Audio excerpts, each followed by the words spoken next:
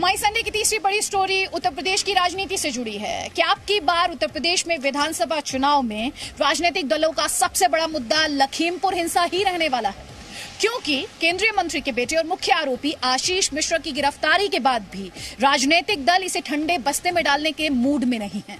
आपको बता दें, कांग्रेस महासचिव प्रियंका गांधी वाड्रा से लेकर समाजवादी पार्टी के अध्यक्ष अखिलेश यादव ने इस मुद्दे पर एक बार फिर से मोदी सरकार और योगी सरकार को घेरा है और केंद्र और राज्य सरकार से कई सवाल पूछे हैं। आपको बता दें, बीजेपी की तरफ से भी इस पर पलटवार किया गया है।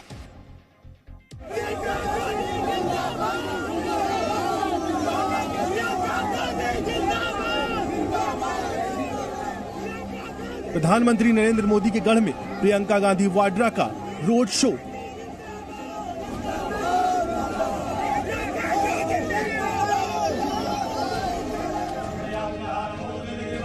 प्रधानमंत्री नरेंद्र मोदी के गढ़ में प्रियंका गांधी वाड्रा का टेंपल रन।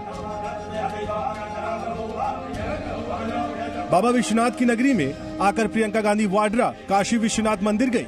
चुनावी अभियान शुरू करने से पहले बाबा की पूजा अर्चना की। माथे पर तिलक चंदन लगाकर दुर्गा मंदिर के भी दर्शन किए।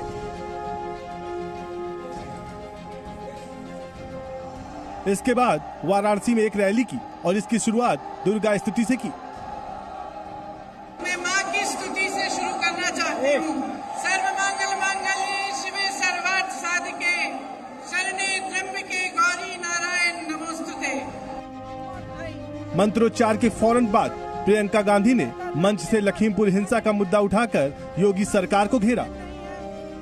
6 के 6 परिवार ये कहते हैं कि हमें पैसे नहीं चाहिए, हमें मुआवजा नहीं चाहिए, हमें न्याय चाहिए, लेकिन हमें न्याय दिलवाने वाला इस सरकार में हमें नहीं दिख रहा है। आपने देखा कि सरकार पूरी तरह से उस मंत्री और उस मंत्री के बेटे के बचत में लगी रही। पुलिस और प्रशासन विपक्ष के नेताओं को रोकने में लगी थी। प्रियंका गांधी वाड्रा चूंकि प्रधानमंत्री के गढ़ में थी, रैली वहीं की थी, तो उन्होंने लखीमपुर हिंसा के मुद्दे के बहाने प्रधानमंत्री नरेंद्र मोदी पर भी सवाल उठाए। प्रधानमंत्री लखनऊ आ सकते थे प्रदर्शन को देखने के लिए, उत्तर प्रदेश के प्रदर्शन को देखने के लिए, आजादी के प्रदर्शन को देखने के लिए। वो 2 घंटे की दूरी पर लखीमपुर खेरी नहीं जा सकते थे उन किसानों के हाथ पकड़ने के लिए, उनके आंसू पोंछने के लिए। अब समझना ये चाहिए कि प्रियंका गांधी ने 2022 के मद्देनजर यूपी की पहली अपनी बड़ी रैली में सिर्फ लखीमपुर हिंसा की बात क्यों की। तो इसका जवाब ये है कि पिछले कई महीनों से कांग्रेस ये प्लान करने में जुटी थी कि यूपी में प्रियंका का चुनावी कैंपेन कब और कैसे लॉन्च किया जाएगा। कांग्रेस किसी बड़े मुद्दे की तलाश में थी और लखीमपुर खीरी की घटना के बाद कांग्रेस को वो मुद्दा मिल गया जिसके सहारे वो यूपी में प्रियंका गांधी वाड्रा की सियासी लॉन्चिंग कर सके। कांग्रेस का दावा है कि इस रैली का पूरे यूपी में असर होगा, इसलिए इस रैली को किसान न्याय रैली का नाम दिया गया, जो कि पहले प्रतिज्ञा रैली थी। लेकिन विरोधी दल ऐसा नहीं मानते और कांग्रेस को उसके पिछले नतीजे याद दिला रहे हैं। 2017 के विधानसभा चुनाव में कांग्रेस मात्र 7 विधानसभा सीटों पर ही जीत हासिल कर पाई थी। 2019 के लोकसभा चुनाव में परंपरागत सीट अमेठी भी हार गई। यूपी में सिर्फ रायबरेली लोकसभा सीट ही जैसे तैसे बची और 2019 के लोकसभा चुनाव के बाद से ही एक एक करके कई बड़े नेता कांग्रेस का साथ छोड़कर चले गए।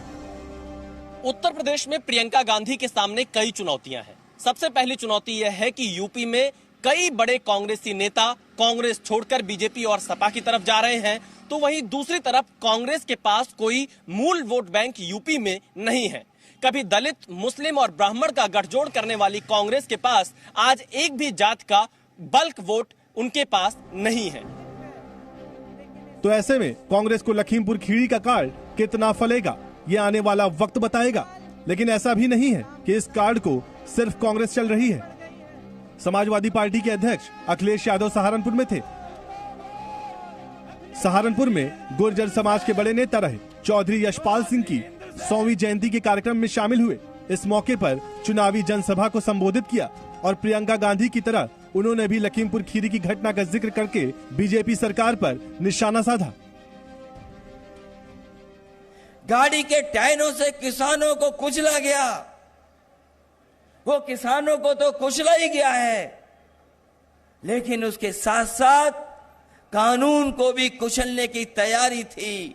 जो लोग किसान को कुचल सकते हैं, कानून को कुचल सकते हैं, उन्हें देर नहीं लगेगी कि एक बार वो संविधान को भी कुचल देंगे। यानी अब ये साफ है कि लखीमपुर खीरी की घटना पर जांच रिपोर्ट कुछ भी आए, दोषियों को सजा क्यों ना मिल जाए, लेकिन इस मुद्दे को विपक्षी दल आसानी से छोड़ने वाले नहीं हैं। कम से कम 2022 के चुनाव तक तो बिल्कुल भी नहीं। विशाल पांडे, जी मीडिया, लखनऊ।